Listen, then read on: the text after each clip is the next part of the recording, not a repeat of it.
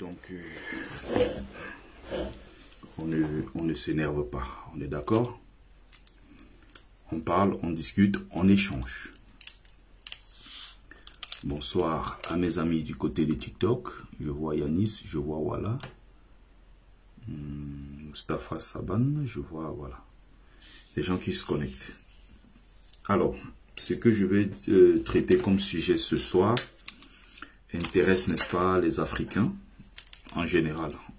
Et les autres, n'est-ce pas, qui souhaitent, ceux-là qui souhaiteraient, n'est-ce pas, en savoir plus sur l'Afrique.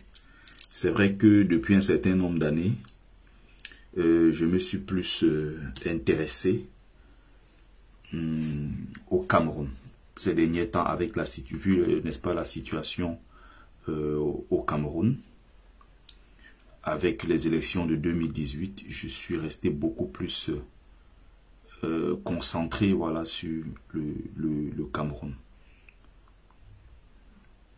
Donc, je suis resté beaucoup plus concentré sur le Cameroun, mon pays. Donc, bonsoir à tout le monde. Alors, c'est important d'aborder ce sujet. Pourquoi? Parce que beaucoup ne comprennent pas. Il est important de comprendre et de connaître son histoire. Mes amis qui sont du côté de Facebook, essayez de mettre quelques commentaires. N'est-ce pas? Dites deux mots, vous mettez quelques commentaires. Partagez pour ceux qui sont sur TikTok et sur Facebook. Donc, partagez. Je voulais insister, n'est-ce pas, sur un point essentiel. J'en parle souvent ici. Ça fait des années, mais tout à l'heure, j'ai eu un échange intellectuel, constructif, avec un ami avec qui je discute quotidiennement sur des thématiques assez complexes, n'est-ce pas, qui concernent le continent africain. Et ça m'a inspiré. Je me suis dit, mais pourquoi pas partager cela, n'est-ce pas, avec mes compatriotes, voilà, avec mes frères, n'est-ce pas, en humanité. Je vais commencer par le premier point. Le premier point est pour moi essentiel. Ça va regrouper la question, par exemple, de l'histoire, connaître son histoire, son identité, connaître ses origines, connaître à quel berceau civilisationnel on appartient, connaître à quel peuple on appartient, connaître l'histoire de ce peuple est quelque chose d'essentiel pour un homme. C'est quelque chose d'essentiel pour celui-là qui veut se construire, même sur le plan intellectuel. C'est pour ça que parmi les diplômés africains, restons sur le cas du Cameroun, parmi les diplômés camerounais et autres, il y a certains qui m'intéressent. Il y a certains qui ne m'intéressent pas du tout. Ce n'est pas une question d'engranger des diplômes, ce n'est pas une question d'avoir des tas de parchemins. Mais c'est plus une question de comprendre les enjeux, de s'imprégner des réalités, de se former purement sur le plan intellectuel pour comprendre les enjeux du moment. C'est ça qui m'intéresse. Partagez le live, s'il vous plaît, partagez. Donc, si vous avez quelqu'un qui vous parle tout simplement des diplômes obtenus, comme quelqu'un, par exemple, le prototype, comme j'aime bien dire, le prototype du bamileke en tomate, le prototype du nègre complexé, c'est quelqu'un comme Serge Anango dans la communauté camerounaise. C'est-à-dire que vous avez quelqu'un qui vous parle tout le temps de diplôme, qui vous parle de sa maison, qui vous parle de sa voiture, qui vous parle de ses enfants métis, qui parle de sa nationalité française, qui parle de son salaire. Si vous avez 10 directs de lui, il se lève, il raconte toujours. Il ne termine pas un seul direct sans rappeler aux gens comment il gagne 15 000 euros, comment lui il a une belle voiture, comment il a une grosse maison, comment il a des enfants métis, comment il est citoyen français. Et d'un autre côté, vous avez quelqu'un, si vous avez pu étudier son profil psychologique, si vous avez pu étudier quel genre de personne c'est, il a été formé pour avoir des diplômes et avoir un travail. Ce n'est pas un intellectuel. il est loin d'un certain nombre de thématiques importantes pour le continent africain, pour le Cameroun. C'est pour ça que quand tu le sors de son domaine, c'est un vide mais sidéral. Tu l'amènes sur le terrain historique, il est perdu. Tu l'amènes sur le terrain identitaire, il est perdu. Sur les questions concernant, par exemple, les grands enjeux sur le continent africain, il ne les comprend même pas d'abord. Il ne sait pas ce que c'est, il est perdu. Il va, quand il aborde même ces sujets, il faut bien remarquer que ça sera toujours de façon très superficielle. Lui-même déjà complexé par le fait qu'il soit bamileke, complexé par le fait qu'il ait un petit kiki, pour être trivial, complexé du fait qu'il soit tcham. Quelqu'un qui va en public vous dit que non, lui il a honte de sa langue, c'est une laide langue, une langue qui est moche, lui il est tcham, mais s'il avait le choix dans le ventre de sa mère, il aurait plutôt choisi de devenir Douala, parce que Douala c'est élégant, une belle langue et tout ça. Vous avez quelqu'un qui souffre du fait qu'il soit lui-même noir, et qui est content de vous dire qu'il a métissé sa descendance, qui est content de traiter, d'instrumentaliser, de chosifier, d'hypersexualiser la femme africaine. Comme on l'a vu, il a fait de notre combat à un certain moment le combat porno avec une dégénérée au nom de... Comment elle s'appelle ou c'est Kamgang, quelque chose comme ça, la fille là, qui sortait avec lui. Il a fait la fille se déshabiller en plein direct, montrer ses seins dehors et tout, ces petits billes là. C'est quelqu'un qui psychologiquement empoisonne son environnement. C'est-à-dire que vous allez voir quelqu'un comme ça qui dans sa propre famille, ses petits frères sont incapables de se détacher de son emprise.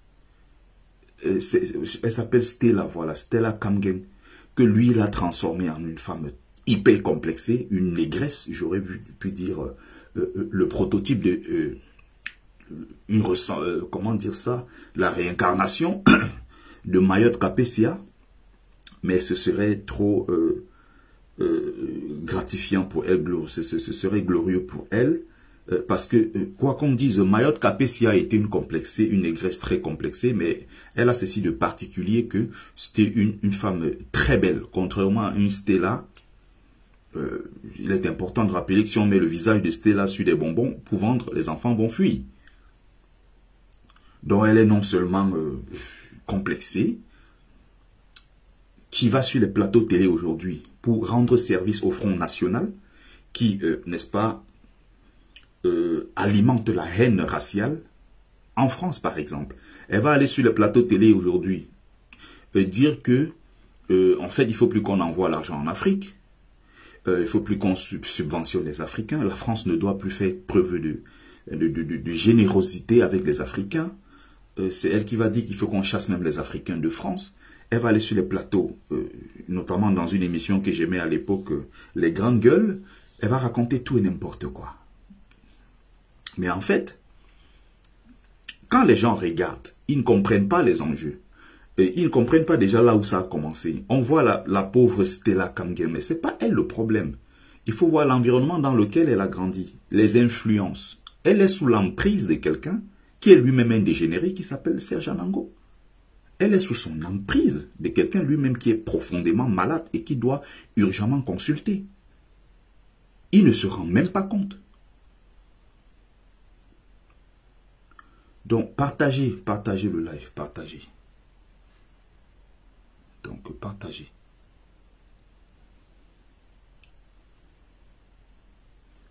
Donc, c'est quelqu'un qui est en guerre avec elle-même, qui est en guerre contre sa propre vie. Donc, c'était juste une parenthèse pour expliquer ici que quand vous voyez les différentes sorties, les différentes prises de parole, les différentes approches des personnes, il faut essayer de comprendre ce qui se passe derrière. Tu as par exemple un petit frère qui s'appelle Platini de Serge Anango, qui n'est pas capable de raisonner par lui-même, qui n'est pas capable de prendre des décisions par lui-même, qui n'est pas dans des directs, ça se voit. Il n'est pas capable de prendre ses positions et avoir son approche, un avis personnel sur une question, une thématique, et vraiment développer ça tout en se sentant libre de dire ce qu'il pense. Il y a toujours le spectre d'Anango qui plane quelque part, qui fait qu'il ne peut pas prendre ses responsabilités et dire effectivement ce qu'il pense. Sur la base de quoi tu vas échanger avec quelqu'un comme celui-là qui n'est pas déjà capable de se défaire de l'emprise de son grand frère? Un véritable danger pour sa propre famille. Danger pour ses propres enfants. Pour son environnement. C'est un poison. Donc, on va parler des choses plus sérieuses. Je prenais l'exemple d'Anango. Pourquoi? Parce que c'est le prototype de ce Bamileke en tomate sans caleçon, comme j'aime bien appeler, qui n'est pas fier de lui, qui n'est pas fier de sa tribu, et donc qui est prêt, quand il parle du colonialisme, quand il aborde la question de l'esclavage et tout, c'est quelqu'un d'ailleurs, c'était la Kamgenti le même discours, non, il faut que les Africains, que les Blancs reviennent en Afrique, recoloniser. Ah, c'est très urgent, je suivais encore l'autre jour, quand Anango te dit que il était dans l'une des émissions de notre association, les Enfants Monique, j'ai écouté, après je dis bon, c'est le grand malade. J'ai même cru qu'il avait changé, ça faisait tellement longtemps, combien d'années que je l'avais pu écouter. Mais comme il parlait de notre association, je me suis dit, bon, ça peut être peut-être intéressant, je vais le suivre. J'ai suivi du début jusqu'à la fin et j'ai pris note. Mais il y avait des points, il racontait tellement d'ineptie, j'ai dit, mais c'est pas possible. Je vais faire un live pour répondre. Ça vaut pas la peine. Depuis combien d'années sur la toile, il n'arrive pas à comprendre. Il y a des enjeux qui sont complètement au-dessus de lui. Donc, il ne faut pas être complexé quand il vient avec son petit accent de Parisien fabriqué, mal fabriqué, comme c'était là d'ailleurs qui s'efforce à avoir un accent parisien et tout ça à la con. On essaie de se fabriquer des trucs, mais bon, après... Donc, pour revenir ici sur la question historique, c'est une question centrale. Et quand tu vois déjà quelqu'un qui se dit intellectuel ou diplômé africain et qui ne comprend pas les enjeux, il ne fait pas sérieux.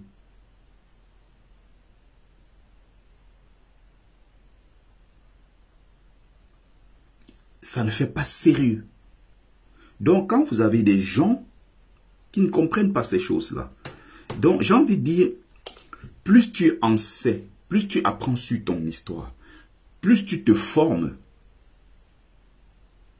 plus tu te formes dans des domaines carrefours comme l'histoire par exemple, plus parfois tu es amer, plus tu comprends les enjeux, moins tu es léger sur un certain nombre de choses. Donc le premier travail d'abord à faire, c'est d'aller comprendre qui on est en tant que peuple, en tant que civilisation. C'est un enjeu très important que beaucoup ne comprennent pas. Beaucoup ne comprennent pas. Quand tu es un juriste, par exemple dans un pays comme le Cameroun, sur le continent africain par exemple, mais c'est normal que tu souffres au quotidien. C'est normal que tu aies très mal. Pourquoi? Parce que tu vois que, tu observes au quotidien comment les droits sont piétinés. J'ai partagé sur ma page tout à l'heure une prise de parole de maître le bâtonnier Yondo Black Mandenge, qui parle et qui est chez Albin Zongan, il tient une réunion chez Albin Zongan, et vous avez la police qui débarque pour dire que non, vous n'avez pas le droit de tenir une réunion ici, dans votre domicile et tout ça. Quelqu'un est chez lui. Et là où il rappelle que dans la vidéo, j'ai soutenu Issa Chiroma Bakari, j'ai soutenu, il y a un autre monsieur du Nord qui a fait 5 ans de prison. Un instant.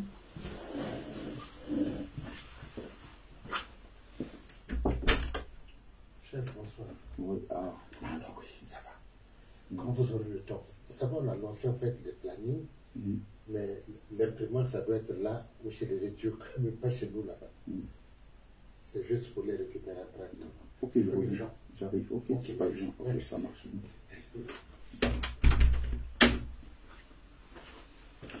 Donc, comme j'étais en train de vous dire, Maître Yondo Mandenge Black est attaqué par des gens qui viennent piétiner ses droits. Mais c'est quelqu'un qui souffre profondément parce qu'il voit toutes ces injustices. Il est juriste. Kanto souffre 10 fois plus que nous autres. Parce qu'il sait c'est quoi le droit. Raison pour laquelle quand on piétine les droits des gens, il est plus choqué que nous autres parce que lui, il comprend les enjeux. Il sait ce qui se passe. Quand il y a injustice, il sait qu'il y a injustice.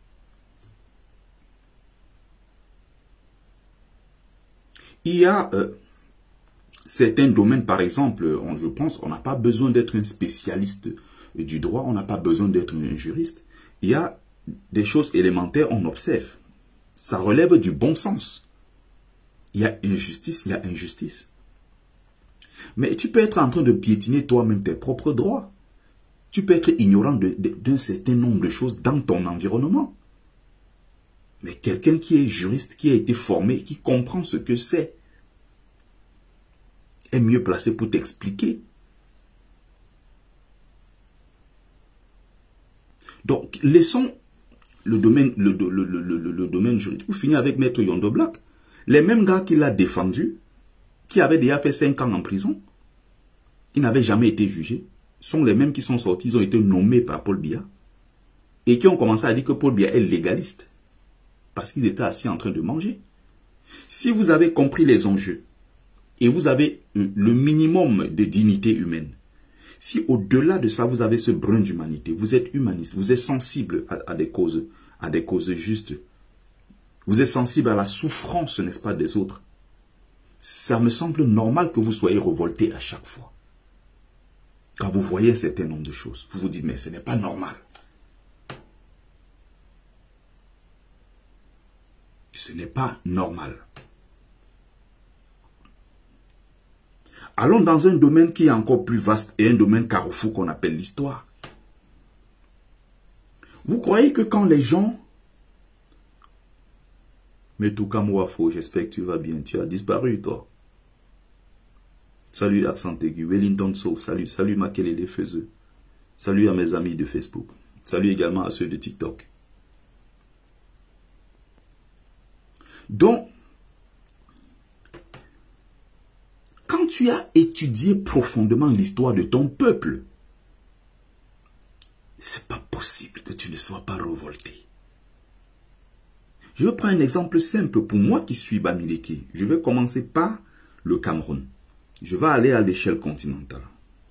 Je vais parler par exemple de la France-Afrique. Je vais parler de l'histoire actuelle avec le monde multipolaire, avec tout ce que nous observons comme injustice. Mais si on commençait par le commencement, moi qui suis par exemple, salut Nono sur TikTok, moi qui suis par exemple Bamileke, qui ai grandi dans le Mongo, qui ai grandi dans un certain environnement. Il y a juste quelques années, je ne comprenais pas un certain nombre de choses. Vaguement, on nous avait appris quelques 2-3 trucs, comme à l'école, notamment à l'école coloniale, où on nous dit que l'histoire est la connaissance du passé basée sur les écrits, depuis l'invention de l'écriture jusqu'à nos jours, blablabla, tout ce qu'on nous a raconté. Quand tu as fait un travail profond sur toi-même, tu commences à remettre en question un certain nombre de choses. Tu remets en question l'ordre établi. Tu bouscules cette hiérarchie. Et c'est ça justement le but. Mais pourquoi les uns décideraient du jour au lendemain que l'histoire est la connaissance du passé basée sur les écrits?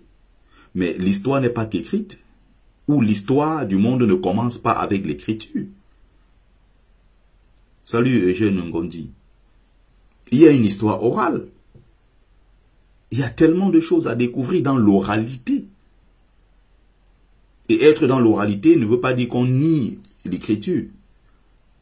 Comme certains d'ailleurs idéologues occidentaux racistes ont voulu faire croire que les Africains ne connaissaient pas l'écriture et ils connaissaient plutôt l'oralité. Il y a des moyens de conservation des connaissances sur des siècles et des siècles, sur des millénaires. Le meilleur moyen de le transmettre à cette époque-là, c'était par l'oralité. Quand tu transmets quelque chose de façon orale. et transmettre quelque chose de façon écrite. C'est pas pareil. Et nous avons tous ces modes de transmission de connaissances sur le continent africain. Donc, quand vous avez des gens qui vous brandissent leur diplôme, il y en a là sur la toile, ils me font pitié. Ça dit, quand je les écoute, je dis, mais attends, ceci. Tu prends une dame comme nous, c'est Docta, Modestine Yonzu. Mais c'est le vide sidéral. Je me demande souvent où ces gens-là ramassent les diplômes. Sur le plan de la culture générale, mais c'est un cimetière. La connaissance de l'histoire de son propre peuple, l'histoire de son pays, le Cameroun. Tu lui mets un enfant même de la maternelle en face, un enfant du primaire, elle n'est pas capable d'expliquer 1, 2, 3 trucs. Elle n'a rien dans la tête. C'est le vide sidéral. Il y a une différence entre un diplômé et un intellectuel. Il y a une différence fondamentale entre les gens qui comprennent les enjeux du moment. Nous sommes dans le monde multipolaire. Nous sommes par exemple, je veux partir d'abord du Cameroun. Il y a 10 ans seulement en arrière, pour moi c'était un certain nombre de choses, je trouvais anormal.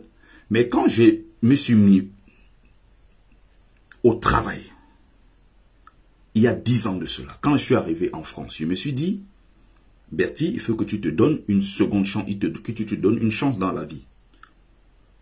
J'ai la chance, je veux dire, d'être dans un pays comme la France, où je peux apprendre, je peux me permettre d'acheter des livres, je peux aller dans des bibliothèques. Quoi qu'on dise, la France, sur ce niveau-là, sur ce point-là, est un pays carrefour. C'est un pays, mais c'est un paradis. La France est un paradis à ce niveau-là. C'est le temple du savoir. Et je ne parle pas seulement de l'école classique, l'école conventionnelle où on va, on récite, on obtient des diplômes. Je parle à côté de la formation. C'est important de se former sur un certain nombre de choses. Mais vous avez des gens qui ne comprennent. Il y a par exemple des Bamileke diplômés. Il est seulement diplômé comme ça dans le vide. Si tu lui demandes c'est quoi ton histoire, toi en tant que Bamileke, il ne connaît pas. C'est quoi le génocide dans le pays Bamileke? Yonzu peut te parler de ça. Elle sait que c'est quoi. Si c'est pas venir pondre sa haine sur Kamto, supporter Eto bêtement, il y a des gens qui ont des diplômes, ils se prennent au sérieux. Vous allez impressionner les gens qui ont des complexes par rapport à vos diplômes. Sur le plan du contenu intellectuel, il n'y a aucune densité, il n'y a aucune épaisseur. C'est le vide sidéral. C'est pour ça que même dans leur discours, ils n'intéressent personne. Ça n'intéresse personne. Donc, si tu ne connais pas ton histoire, ta propre histoire, tout le reste là, c'est voué à l'échec. C'est une discipline carrefour. Ce n'est pas pour rien que j'insiste tous les jours. Et ça existe dans tous les domaines. Tu vas en philosophie, on va te parler de l'histoire de la philosophie. Tu vas en politique, l'histoire de la politique. Tu vas dans n'importe quel domaine, dans le droit, il y a l'histoire du droit. Et la France, c'est un carrefour où tu as tout ça. C'est pour ça que je dis les tarés comme les Ducamais.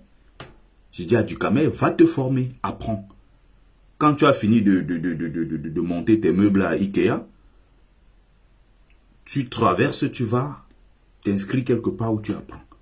Moi, quand je finis de faire ma sécurité, je finis le matin. Même là, je suis au travail, je vais finir là, le live, je couvre à côté. J'ai des bouquins là, je travaille. Je ne marche jamais. Ça, c'est mon meilleur ami, ça. Je travaille, je lis, je me cultive, j'apprends. Tous les jours. J'ai l'ordinateur là, je tape dessus, j'écris. Quand on a pris 10 ans pour se former de façon sérieuse, profonde sur certaines thématiques, tu crois que tu vas mettre en face de moi un plaisantin? Comme j'ai vu tout à l'heure une dame qui s'appelle une dégénérée au nom de Patti Eba, qui est venue dans mon direct tout à l'heure pendant plus de 30 à 40 minutes, qui débitait des conneries. Écoutez bien, qui me dit comment les Bamileke, c'est des génocidaires, les Bamileke c'est des porcs. Il n'y a que Bia même d'ailleurs qui les calme parce que quand Bia va partir, ils vont nous tomber dessus, ils vont nous écraser. Eux les écans. Elle a encore dit quoi? Les Bamileke c'est des génocidaires. Les Bamileke, on est une invention coloniale de la France et de l'Allemagne. Elle a débité tellement d'insanité. Insulter le peuple Bamileke. C'est tout ce qu'elle a fait tout à l'heure. Insulter les Bamileke. En plein direct. Hein. J'ai dit, vous êtes témoin. Si je réponds, on va dire que c'est moi le tribaliste. Il y a des gens que pendant qu'elle insulte, ils voient, ils rigolent, ils sont contents, parce que ça les arrange. On est en train d'écraser du Bamileke, on pisse dessus, ils sont contents. Mais ils m'attendent au virage. Dès que j'ouvre ma bouche pour dire, attends, stop. Tout de suite, ah, pourquoi tu l'empêches de parler? J'ai dit à la dame, je vais te couper si tu continues. Ah, tu n'es pas démocrate. Oh, pourquoi tu veux la couper? Laisse-la aller au bout. Elle disait que eux, ils sont les écans. Ils ont une langue, quand ils parlent, ils se comprennent. Et que nous, les Bamileke, si tu mets le Tchanglo Banganté, ils ne connaissent pas, ils ne se comprennent pas, c'est un peuple désordonné, il n'y a rien au fond, on ne parle pas la même langue, on n'est même pas un peuple, on est une invention coloniale. Il a raconté tellement de choses. Elle nie même le fait qu'on soit une civilisation, même si on est une civilisation mineure, le peuple Bamileke est un peuple qui a pu bâtir une civilisation. Je comprends qu'elle ne soit pas outillée pour aborder un certain nombre de sujets, notamment la question de l'identité, la question de la langue. Quand elle parle comme ça, je comprends. C'est pour ça que pour moi, c'est impossible d'avoir un débat avec une telle personne. Soit tu t'assois, tu écoutes ce que je dis, tu apprends de ce que je dis, soit tu t'en vas. Je ne peux pas faire un débat ouvert avec elle comme ça, c'est pas possible. Elle n'a pas le niveau, elle ne comprend pas les enjeux. Elle est venue parler d'abord de tribalisme et de xénophobie. J'ai dit, c'est quoi la xénophobie? Elle ne connaît pas. C'est quoi le tribalisme? Elle ne connaît pas. C'est le niveau de la pimenterie. Mais elle croit quand même qu'elle peut s'asseoir dans un direct avec moi, en public, et débattre d'un certain nombre de choses. Si tu as le minimum de formation, encore c'est des thématiques assez complexes, qui sont abordées par des gens qui ont une formation, mais très large, une formation solide, qui ont musclé leur cerveau. La question de l'identité, la question de la langue, la question de la vision du monde d'un peuple, ça ne s'aborde pas comme ça. Donc Pati Eba, elle est très loin du niveau. Elle ne sait pas ce que c'est. L'élément ciment, l'élément fédérateur, l'élément essentiel d'une culture, ce n'est pas sa langue. Ça ne repose pas sur la langue. Ça ne repose nullement sur la langue. On peut ne pas parler de la même langue. Et c'est des formations. J'apprends cela de mon ami avec qui j'ai des discussions très poussées sur un certain nombre de questions. Tu peux ne pas, par exemple, prenons le cas du Bamileke. Et quand je parle des Bamileke d'aujourd'hui, qui ont plus de mal, parce que si tu mets un Banganté d'aujourd'hui, tu mets un Tchang d'aujourd'hui, ils vont converger sur un point qui est inévitable. C'est sur la vision du monde en tant que Bamileke. La façon d'aborder une question. C'est-à-dire que si tu prends la même question, le Bamileke, qu'il soit Banganté, Tchambouda, tout ce que tu veux, ils auront la même approche de cette question-là. Ça sera la même approche. Parce qu'il y a un élément très fort qui est au-dessus de la langue, qui est la vision du monde. Un Bamileke, comme un autre Bamileke, ils font la même chose. Alors qu'il y a des Bamileke anglophones, il y a des Bamileke francophones. Mais si tu mets une thématique, ils vont l'aborder de la même façon. Je ne sais pas si vous me comprenez. Donc, Pati Eba qui pense que, parce qu'on est écan, ils parlent tous la même langue, encore que c'est faux, les écans. Je lui ai dit que écan, c'est un mot, un concept fumeux qui a été inventé récemment par quelques élites intellectuelles Fambeti Boulou, dans le but, n'est-ce pas, de partager les responsabilités à tout un peuple, alors que dans la mangeoire, tout le monde n'était pas forcément impliqué. On veut maintenant imputer ça aux autres quand Biya ne sera plus là. On va dire, ah, c'est les écans qui mangeaient. Ce n'est pas tous les écans qui mangeaient, malheureusement. Bon, ça, c'est une autre thématique. Je lui dis, quand je dis que non, les écans s'entendent alors que les Bamileke ne s'entendent pas, on peut ne pas parler la même langue. Il y a des Bamileke anglophones, il y a des Bamileke francophones, il y a même eu des Bamileke germanophones à une époque de l'histoire. Vous avez les Bamileke éparpillés à travers le monde. Mais il y a un élément fédérateur, c'est le crâne. Il y a un élément fédérateur, c'est notre tradition. Il y a un élément fédérateur, c'est le génocide. Il y a un élément fédérateur, c'est la vision du monde en tant que Bamileke. Si tu prends le Bamileke d'Afrique du Sud, tu prends le Bamileke du Nigeria, tu prends le Bamileke, je ne sais pas dans quelle partie du monde, qui vit en Chine, nous on voit les choses de la même façon parce que l'élément, le ciment en fait finalement, c'est notre façon de voir le monde. Or, on ne parle pas la même langue. Je ne sais pas si en prenant l'exemple du peuple bamileke, les gens me comprennent. Ou que Pati Eba va peut-être s'asseoir un jour et comprendre ce que je vais dire. Encore que pour comprendre ce que je dis, il faut avoir le niveau. Il faut avoir le minimum de formation. Bonsoir Donman. Bonsoir Tafo Jordan. Alain Feudio également. Bonsoir. Marie-Ange Feuillou. Bonsoir. Vous prenez les Juifs à travers le monde. Voilà un autre exemple très simple. N'est-ce pas? Vous prenez les Juifs à travers le monde. Tu as un Juif qui parle japonais, le Nippon. Tu as un Juif qui parle chinois. Tu as des Juifs qui parlent, je ne sais pas, russe. Des Juifs qui parlent allemand. Des Juifs qui parlent français. Mais les Juifs à travers le monde entier se reconnaissent pas à travers les langues. Ils se reconnaissent à travers la vision du monde en tant que Juifs. Encore que tu as des Juifs africains, les Falachas, tu as des Juifs asiatiques, le nom me reviendra, les Juifs asiatiques, comment on les appelle. Tu as des Juifs d'Europe de l'Est, qu'on appelle les Ashkénazes, les descendants d'Occidentaux d'Europe de l'Est, je vais dire. Tu as des Juifs d'origine arabe, qu'on appelle les Séfarades. Mais malgré toute cette diversité, les Juifs se retrouvent autour, bonsoir Papa Robert Djenja, de leur vision du monde en tant que Juif. C'est-à-dire que si tu prends une question, tu mets au sol, tu prends le Juif séfarade, tu prends l'Ashkénaz, tu prends le Falachas, tu prends tous ces Juifs-là, tu mets, ils auront la même façon de réagir. Or, ils ne parlent pas la même langue, ils ne se comprennent même pas.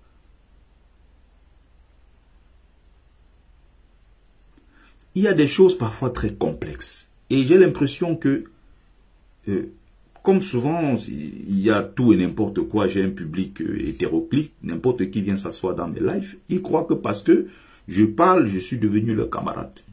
Je suis bon, je suis de formation initiatique. Je ne suis pas votre camarade. On ne mange pas les beignets ensemble. J'ai la double formation. Formation académique et la formation initiatique. Et un initié, quand je parle, il sait de quoi je parle. Il me comprend. Pas les petits tordus là qui viennent comme celle qui s'agitait en journée. Elle croit qu'elle peut débattre avec quelqu'un comme moi. Elle se prend au sérieux en plus. Elle montre ses canapés. Qu'est-ce qu'on en a à foutre? Montre ton visage et fuit avec son visage d'une Jiangsang et des vendeurs de piments, de vendeuses de piments en Suisse.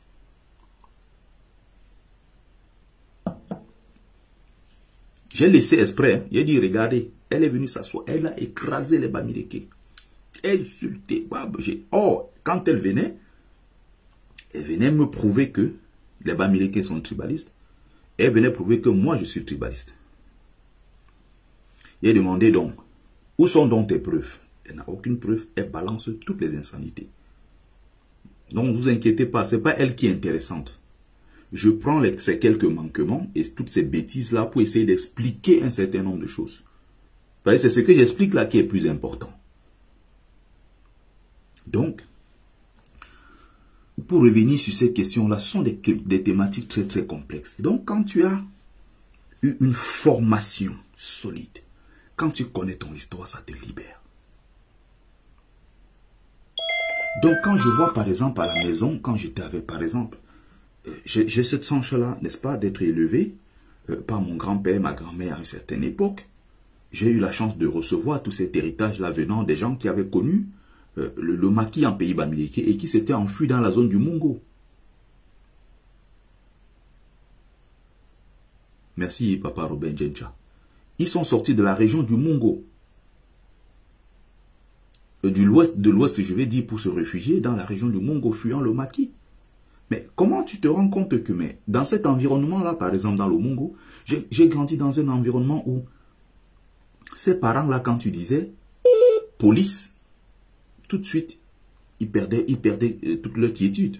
Quand tu disais gendarmerie, armée et tout ça, commandement opérationnel, comme à une certaine époque, quand on parlait de toutes ces choses-là et tout, mais les gens étaient paniqués. J'ai grandi dans un quartier où tu ne verras aucun enfant de là, Bamileke, qui est policier, qui est gendarme, qui est militaire.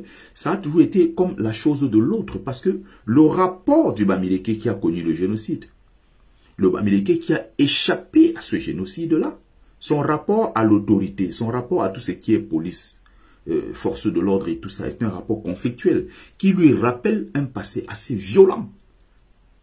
Si tu n'as pas étudié ça, tu ne comprends pas les enjeux. Donc, ne sois pas surpris que face à un problème qui pour toi ne compte pas tant que ça, pour toi c'est anodin, pour moi qui ai étudié ces choses-là profondément, mais je suis remonté, je suis révolté contre ce genre de choses. Il y a quelqu'un qui va voir, mais attends, Abaré Bakem, il y a quelqu'un qui a pris le NDOP, il a brûlé. Pourquoi Bertie se plaint? Mais il n'est pas formé, il ne comprend pas ce que c'est. Il ne sait pas c'est quoi vivre à la maison avec des parents qui sont traumatisés par le maquis. Il y a des gens qui disent, oui, on essaye de se mettre à sa place. Non, tu ne te mettras jamais à ta place, à la place d'un Bamileke qui a été éduqué, qui a vécu dans une maison avec des parents. Parce qu'il faut savoir que ça se transmet, ces frustrations. Ça se transmet, cette peur. Toutes ces choses-là se transmettent à sa descendance. Rien de tout ça n'est anodin. Quand tu n'as pas eu cette formation, tu ne comprends pas ce que c'est. Tu vas dire, mais attends, on brûle le NDOP, ce n'est qu'un tissu. Comme il y a des gens qui essaient de te faire comprendre que non, mais un drapeau, c'est juste un drapeau. Mais non, il y a un symbole, il y a une symbolique derrière qui est très lourde de sens. Mais moi qui comprends les enjeux, je me dis, mais attention, on a déjà vécu ici des massacres en Konsamba, des massacres à Tombet, des massacres au quartier Congo, les massacres ici, à Konolinga, les massacres à gauche, les massacres à droite. Une persécution, n'est-ce pas, décomplexée du Bamileke à travers le territoire. Il suffit de la moindre étincelle pour qu'on se lève, on va attaquer des quartiers Bamileke parce que les gens sont Bamileke tout simplement. Qu'on casse les boutiques. Qu'on vient piller en présence de la police, de la gendarmerie. Donc, dites-moi avec quoi vous allez compenser ça dans un pays comme le Cameroun. Salut mon frère Richard Yengwa. Dis-moi comment tu compenses ça dans un pays comme le nôtre. Quand tu as un peuple qui a grandi étant marginalisé et qui a peur même de la chose publique, qui ne se sent pas concerné par la chose publique. Mais tout ça découle des frustrations, tout ça découle de l'histoire. Tout ça découle de ce que nous avons vécu en tant que peuple. Ce sont des conséquences du maquis. Ce sont des conséquences, je vais dire, du génocide en pays Bamileke. Donc, pour un Bamileke qui ne sait pas ce que c'est, qui ne s'est pas intéressé, qui n'est pas allé poser des questions, qui n'a pas travaillé avec des experts sur ces questions, qui n'a pas lu, qui ne s'est pas cultivé, qui n'a pas fait des découvertes sur le terrain, qui n'a pas fait le terrain, qui ne comprend pas.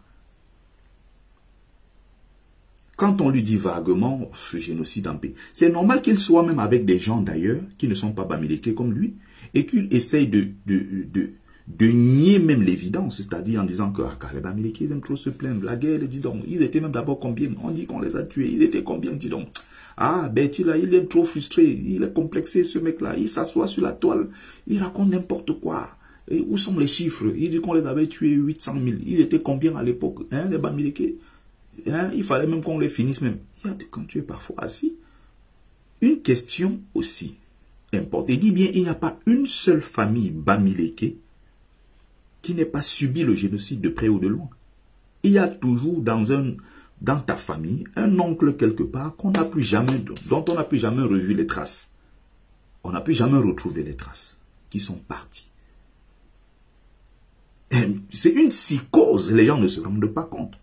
Le peuple Bamileke est un peuple traumatisé. Il va falloir à un certain moment une cérémonie, des grands rituels et les grands spécialistes qui sont là, les grands initiés, ils n'attendent que le coup d'envoi. Et si l'État central qui est à Yaoundé ne veut pas le faire, nous, en tant que peuple Bamileke, nous allons le faire.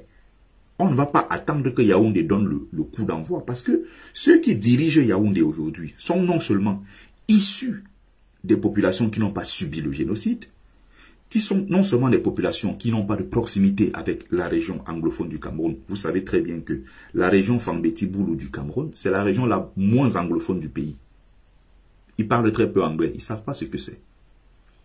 Autre chose,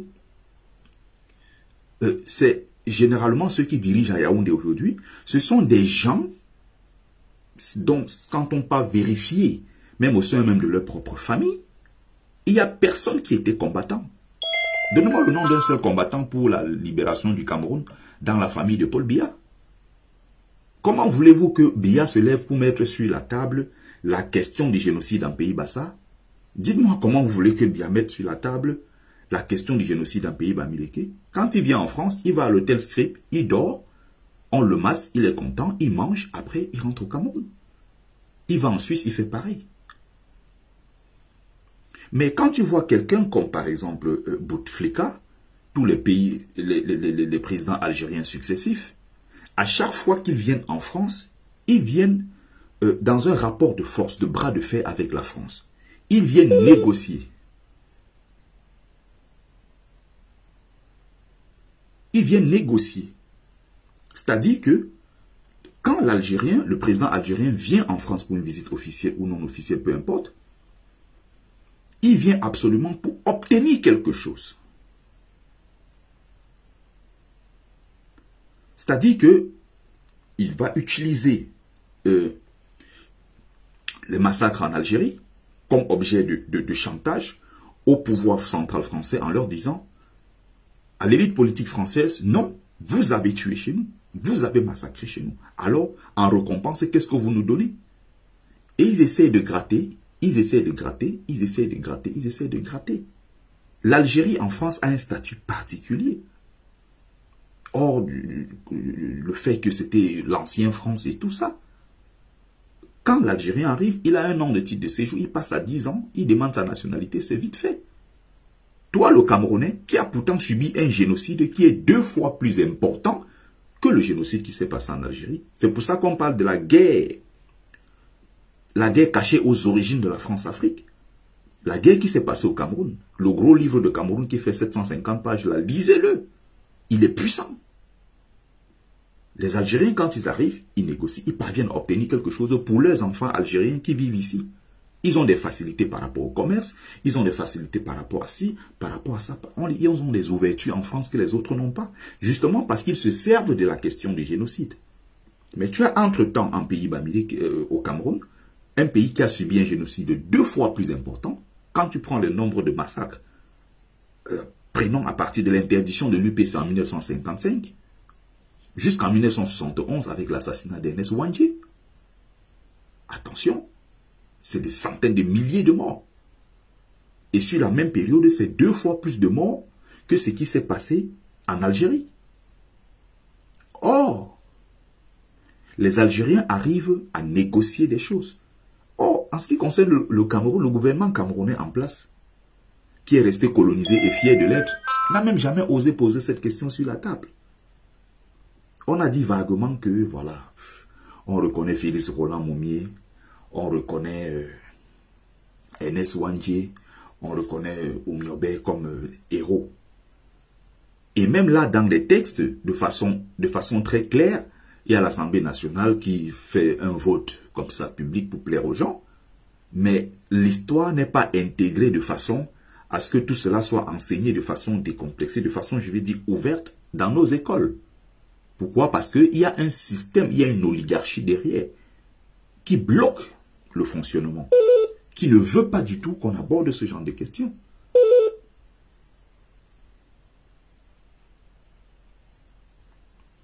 Il y a des gens qui reconnaissent cela, mais entre-temps, vous avez des gens qui sont eux-mêmes, par exemple, grasse-fil en général, qui ne savent pas ce que c'est. On ne se lève pas un matin comme ça, on commence à aborder des thématiques n'importe comment. Il faut apprendre, il faut se former.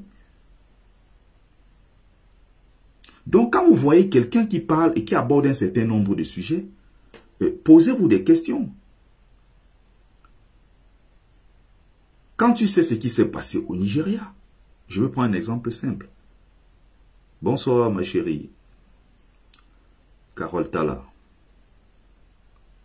Quand tu regardes, par exemple, la France-Afrique, pour quelqu'un qui connaît l'histoire de son pays, l'histoire de son continent, l'Afrique, je n'ai pas le même sentiment, je n'aborde pas la question de la même façon. Essayez d'envoyer le maximum de likes et le maximum de cœurs, s'il vous plaît. Les likes et les cœurs, c'est très important.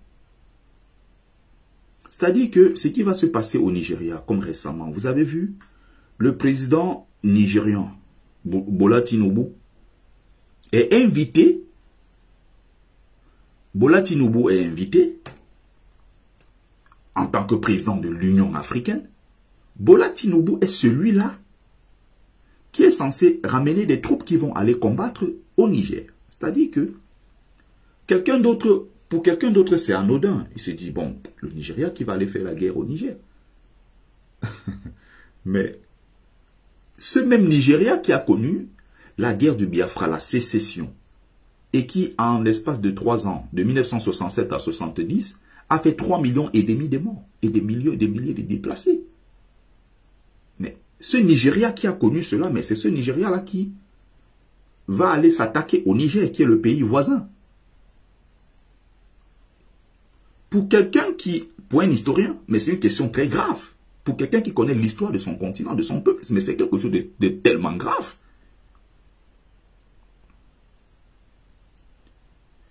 Il y a beaucoup qui ne comprennent pas ce qui se passe derrière. Les gens vont se dire, bon, finalement, ça s'est passé comment? Bon, on a tiré une conclusion. Ils ne sont pas allés parce que. Mais pour nous qui connaissons ce qui se passe au fond, on ne voit pas, on n'aborde pas le sujet de la même façon. On ne voit pas les choses de la même façon. Je sais que quand ils ont commencé cette histoire, je savais que c'est peine perdue. Il n'est pas possible que le Nigeria se lève pour aller faire quoi que ce soit à côté au Niger. Il faut savoir que le Nigeria est un pays fortement religieux, un pays dans cette zone-là d'ailleurs, dans la zone, la partie nord qui est fortement islamisée. Il faut savoir que le président qui est au pouvoir, actuellement, Bola Tinubu, c'est un musulman. Il est Yoruba musulman. Et l'ensemble de cette zone-là, avec le peuple Hausa, ils vivent depuis des siècles ensemble. Et le peuple qui est juste en face, ce sont les Hausa du côté du Niger. Je suis passé par cette zone-là, Matameye, la partie de Dimeta, et toutes ces zones-là, Kano et tout, je connais. Mais l'histoire que je vais raconter, ça émane de tout ce que j'ai pu apprendre. Quand ça commence, tout ce brouhaha, tous ces bruits qu'ils font sur la toile, l'Union africaine et toutes ces agitations, je sais que ça n'ira nulle part.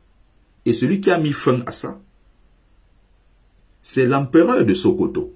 Il faut savoir que dans cette zone-là, il y a une forte influence musulmane et qui sont des descendants des anciens empires qu'on appelle le Sokoto.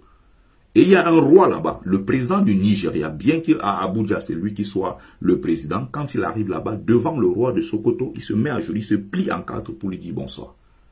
Il ne lui tend même pas la main. Il s'est levé, ils ont fait une réunion. Il a dit, un seul Nigérian qui traverse la frontière pour aller côté Niger, il me sentira, y compris le président de la République. Tous se sont alignés. Qui va se lever en tant que Haoussa dans cette zone-là, aller attaquer le Niger?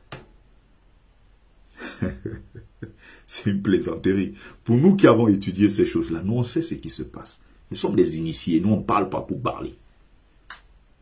Je parle en tant que Mumbeso Mbumbon.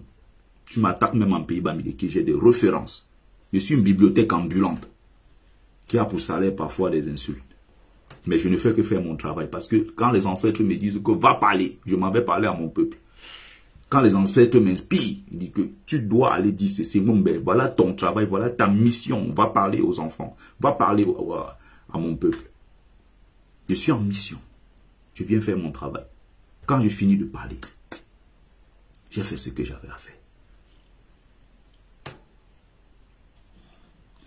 Donc parfois il y a des gens qui sont assis dans mes lives, mais parfois ils ne sont même pas le destinataire.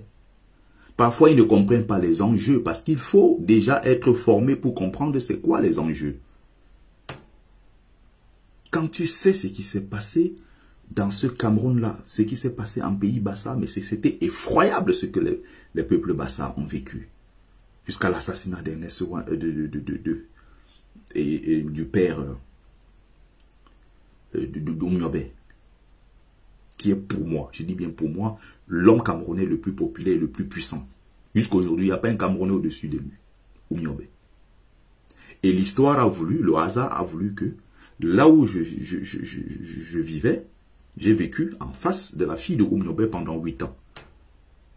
Elle y est encore. Je passe souvent là, je m'en vais lui dire bonsoir. La fille de Oumyobé.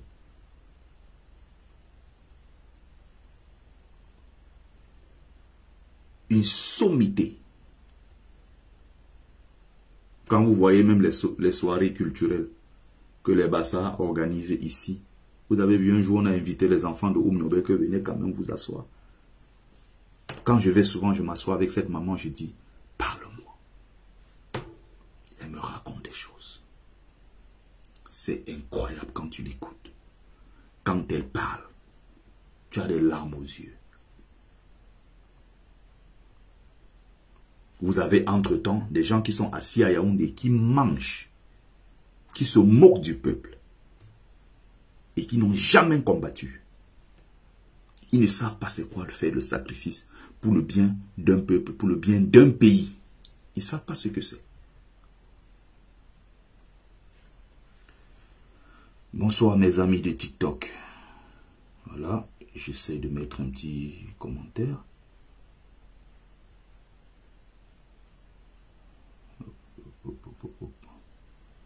À chaque fois, ça fait pareil.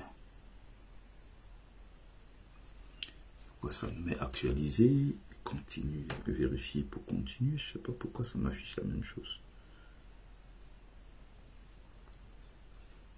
Le live reprendra.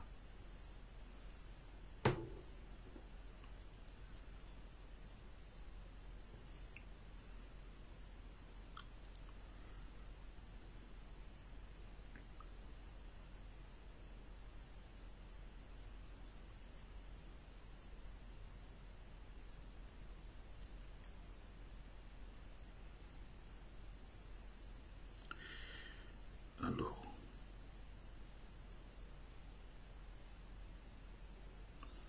je ne sais pas si mes amis de TikTok m'écoutent toujours. Hein.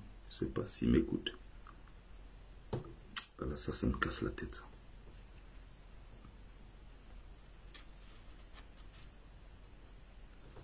Pourquoi le live prendra fin dans 3 minutes? Ils me disent, vérifie pour continuer.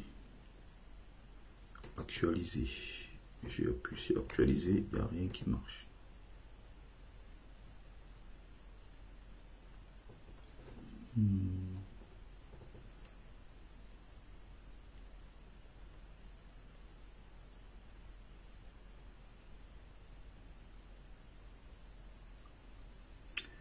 Alors.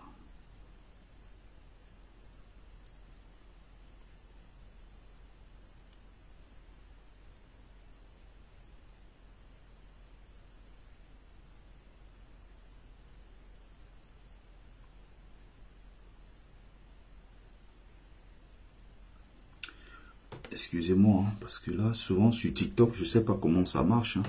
Des fois, je fais le live comme je ne suis pas tout le temps dessus. Après, ils me mettent le live prendra fin dans 3-4 minutes.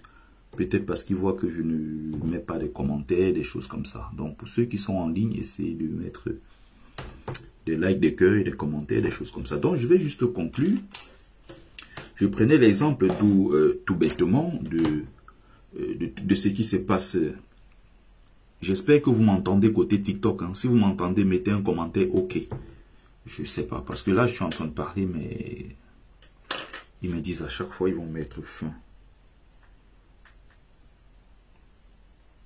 Nous avons détecté une inactivité pendant ton live en cours. Effectue la vérification pour continuer le live en cours. Alors, pourquoi ils me mettent ça à chaque fois? Effectuer la vérification.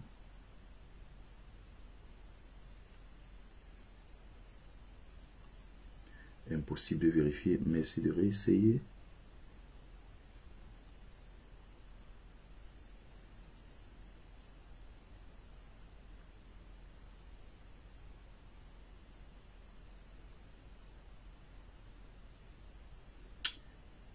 J'arrive pas à actualiser. À chaque fois, ça s'arrête. Je ne sais pas comment ça se fait.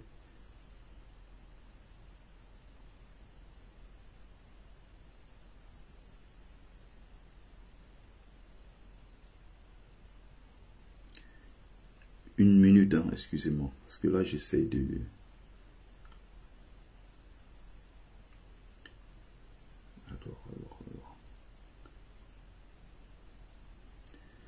Je suis nouveau sur TikTok, hein, donc je ne suis pas très habitué. Je ne sais pas comment ça fonctionne.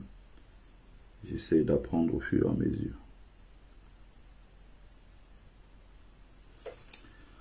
Bon, on va le terminer sur Facebook, hein, peu importe. Donc, je suis en train de dire ceci. Donc, quand vous avez eu, quand vous allez par exemple sur la page Facebook de quelqu'un, vous voyez les thématiques que la personne aborde. Ça vous renseigne déjà sur son histoire, ça vous renseigne sur son parcours, ça vous renseigne sur son idéologie s'il en a, ça vous renseigne sur sa vision du monde, ça vous renseigne sur le milieu qu'il fréquente, ça vous renseigne sur sa formation intellectuelle, ça vous renseigne sur beaucoup de choses. Si vous venez sur ma page Facebook par exemple, vous allez observer, je parle beaucoup plus de politique, je parle d'anthropologie, je parle de culture, je suis un homme de culture, je parle histoire, je parle de beaucoup de choses en fait. Voilà, c'est bien revenu sur TikTok, voilà. Je vais essayer de mettre un commentaire. Merci de partager. Impossible de passer en live, repasser en live. Oh merde, ils ont arrêté le direct. Pourquoi ça me fait la même chose à chaque fois? Oh, le direct s'est arrêté côté TikTok. Hein. Bon, je finis ici donc. Je suis en train de dire ceci. Tout cela est lié par exemple à mon enfance. C'est lié à mon parcours. L'environnement dans lequel j'ai grandi. C'est lié à ma formation intellectuelle. Mais je ne fais pas des sujets de Congo-ça. Donc c'est normal que si tu viens sur ma page, si tu fouilles mes dernières publications, tu regardes bien, tu vas te rendre compte que je parle des sujets sensibles, des sujets importants pour une société. Je parle de tradition, je parle de religion, je parle d'histoire, je parle de politique, je parle de culture, d'anthropologie, je parle d'un certain nombre de sujets qui sont importants pour une société. Vous comprenez? Donc, à partir de ça, vous pouvez comprendre pourquoi. J'ai eu par exemple, après quand je finis en fac, d'ailleurs mes études sont interrompues parce que je vais en guerre sans avoir des munitions. Je ne peux pas m'en sortir dans une grande ville qui fait 4,5 millions d'habitants, voire plus à Douala, où j'ai du mal à joindre les deux bouts, mais je dois aller à l'école, je me bats comme je peux. Donc, quand je pars de là, je connais l'aventure pendant 3 ans, entre 2011 et 2014. Et tout cela, en fait, c'est l'ensemble de ça qui fait quelqu'un. Mais quand vous êtes dans le jugement, sans pouvoir comprendre la personne, il faut chercher à comprendre ce qui s'est passé avant, dans l'histoire et dans le parcours de la personne. Et j'ai même donné la possibilité aux gens d'en savoir plus, de savoir qui suis-je moi. Tout est raconté dans mon livre Folie et calvaire des migrants. Mais il y a des gens qui ne lisent pas, qui ne vont même d'ailleurs s'informer dessus, qui savent pas, qui ne veulent même pas savoir, mais qui sont dans le jugement permanent. Vous voyez? Ils sont dans le jugement permanent. Sans raison aucune. Tu as des gens qui sont en désaccord, qui ne cherchent pas à comprendre. Et d'autres disent que c'est l'acharnement. Ah, c'est de l'acharnement. Bertie, il fait trop ceci. Bertie, il fait trop cela. Il se plaint tout le temps. Il est nerveux. Bertie, le comique, il est fâché. Mais comment voulez-vous que je vienne vous parler des sujets aussi importants, aussi sensibles, en rigolant? Si moi-même je viens ici, je commence à vous parler de Paul Biya fait 42 ans, et je fais des sketchs, j'en fais une blague, vous allez me prendre au sérieux? L'ouvrage, il est là, Folie et calvaire des migrants, qui retrace tout mon parcours. 3 ans d'aventure avec mes camarades. Et une partie d'ailleurs de mon engagement militant quand je suis arrivé en France en 2014. jusqu'en 2017, j'étais dans des mouvements d'émancipation, des mouvements africains, de toutes ces choses-là. On manifestait quand il y avait des injustices en Afrique, l'esclavage des Noirs en Libye, on était dans les rues pour dire que ce n'est pas normal. Parce que j'ai ce devoir en tant qu'Africain. Mais quand vous n'avez pas donc ce parcours, pour certains c'est anodin, mais pour moi, qui sait ce que c'est que partir de son pays, traverser le désert, traverser la mer, arriver en France et venir ici soutenir Paul Biya qui est à l'origine du malheur du peuple camerounais. Vous comprenez que je m'acharne sur du Camer. Vous comprenez la logique ou pas? Vous comprenez que je m'acharne sur Ahmed Camer qui a fait ce parcours du désert et autres, qui est arrivé ici, qui soutient non seulement Paul Biya, qui s'attaque au Bamileke tous les jours. Il y en a qui ont fait même des sujets, ils en rigolent et tout. Est-ce que vous comprenez pourquoi moi j'en veux aux gens comme le nain là, on l'appelle comme le morceau de pied là, il s'appelle comment là? Il y a un tordu là qui fait 1,20 m là. Il s'appelle Titan ou c'est Titan noir, je ne sais plus qui là. Celui qui saute comme ça, il a les bras, il saute partout là. Il dit que Paul Biya c'est la solution. Paul Biya c'est ceci. Mais j'ai l'image de ce gars là quand je le vois, je le revois dans les forêts de Gourgou au Maroc. Tout sale comme ça et tout. Les voilà aujourd'hui qui disent que Paul Biya c'est la solution. Vous comprenez pourquoi ces gens-là, je ne peux pas vivre la même chose que, je ne peux pas vivre la chose là de la même façon que vous.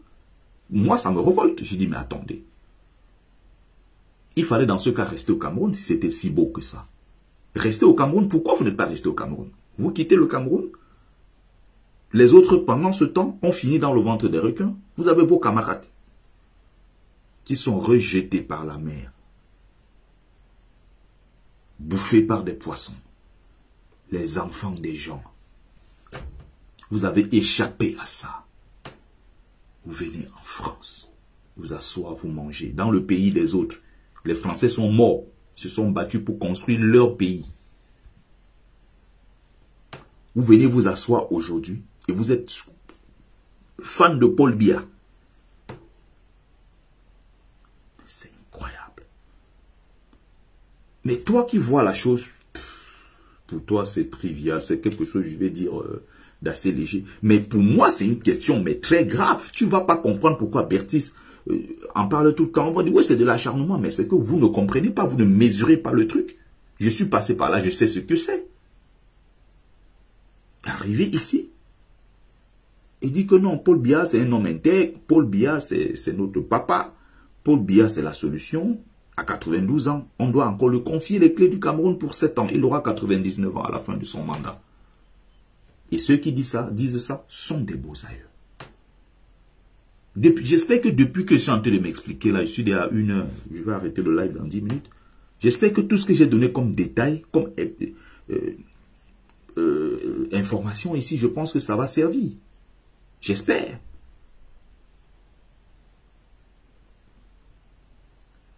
Donc, quand j'aborde la question, par exemple, de la France-Afrique, je comprends les enjeux. Je sais c'est quoi l'impact négatif du franc CFA sur l'économie du continent africain. Des pays, du moins les 15 pays africains qui utilisent le franc CFA. Mais quand je vois comment, sur le plan par exemple migratoire, quand je vois tout ça, mais ça me fait tellement mal. Tous ces gens-là qui partent de leur continent pour se rendre ici. Parce que la situation là-bas, elle est intenable. Tu ne peux pas arriver ici et penser que non, c'est normal ce qui se passe au Cameroun. Au moment où nous sommes en train de parler, il y a des enfants, parfois des proches même de vos familles, qui sont en train de mourir dans le désert, qui sont en train de mourir dans la mer. Et quand je porte cette cause-là, à travers mon association que j'ai créée ici, l'association Adou Immigration, agit dans l'urgence, quand je fais le tour des associations pour parler de cet ouvrage, par exemple dans les associations françaises, parfois là où je suis invité pour donner des conférences, mais c'est une thématique, c'est très important. Ils prennent ça très au sérieux, surtout quand ils voient le livre, ils se disent waouh. Communauté camerounaise, tu parles de l'association, tu parles de ton livre. Il y a des gens qui voient que non, tu es venu te faire de l'argent, ils regardent 15 €. Oh, il vend les livres. Oh, il fait de l'argent. Et oh, il profite du combat pour vendre ses livres. Quand vous voyez un peuple avec autant de bassesse, quand vous voyez de telles racailles, comment voulez-vous que que j'arrive à me retenir face à ce genre de propos? J'avais des rêves, hein. J'avais des choses, hein, jusqu'à aujourd'hui qui sont brisées. Il y a des choses que je ne peux pas faire. J'ai dû renoncer à un certain nombre de choses parce que si j'étais quelqu'un, par exemple, qui aimait bien, je ne sais pas, profiter du système, j'ai été opéré. J'aurais pu demander un pourcentage d'handicap et me considérer comme handicapé en France. J'ai refusé ce statut. Je ne veux pas profiter de quoi que ce soit qu'on me verse un salaire parce que je suis handicapé. Mais pour quelqu'un qui vit avec moi, il sait que j'ai des séquelles, j'ai des choses qui me révoltent. J'ai mille raisons d'en vouloir à ce régime de Paul Biya. Il y a des gens qui estiment que non, c'est moi, je m'acharne.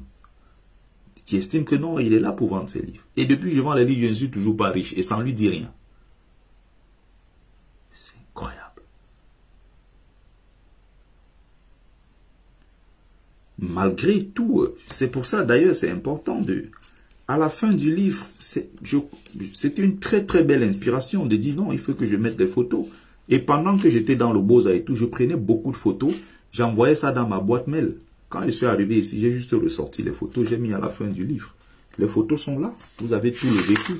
Vous avez les photos, vous avez tout ce que j'ai vécu, l'hospitalisation, les blessures, tout ce qu'on passe, le tribunal, la case prison et tout ce qu'on passe, tout ce qu'on a traversé.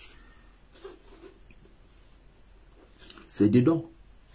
Si je n'avais pas mis ça, il y a des gens qui penseraient que non, je suis en train de raconter des histoires, j'invente, ou je raconte l'histoire des autres. Vous savez, il y a même des gens, quand ils me voient, puisqu'ils ont lu le livre, à la fin, ils ont vu des images et tout. Souvent, tu parles avec quelqu'un, lui, il dit montre ta main. Ça veut dire que même malgré tout ce qu'il a vu ici, je ne sais pas s'il est convaincu, il y a un truc qui ne va pas. Il veut prendre ma main pour voir si ce que je dis là est vrai. Il regarde, il voit des cicatrices, il voit des trucs et tout. D'autres disent montre ta tête et tout. Il voit là encore, il y a des traces. Il y a eu 13 points de suture ici sur la tête. Tu crois que moi, je vais arriver en Europe ici, je vais faire ami avec le régime de Paul Biya, qui tue cette jeunesse camerounaise. Ils prennent mon passeport, et qui se retournent contre moi. C'est les mêmes Camerounais qu'on doit prendre ton passeport là même. Il faut qu'on confisque ça. Mais tu crois que mon passeport, ça m'empêche de vivre? Tu crois que ce que je fais là, je fais ça pour moi? Je mange à ma faim. J'ai tout ce qu'il me faut pour être heureux, pour être épanoui. Je me bats parce que j'ai cet idéal-là en moi. J'ai cette humanité-là en moi qui veut que je me batte en fait pour que les choses aillent bien pour tout le monde. C'est parce que j'ai des convictions. Donc tout à l'heure je disais, quand vous avez cette formation intellectuelle, quand vous avez cette connaissance historique, ajoutez à cela maintenant ce brin d'humanité.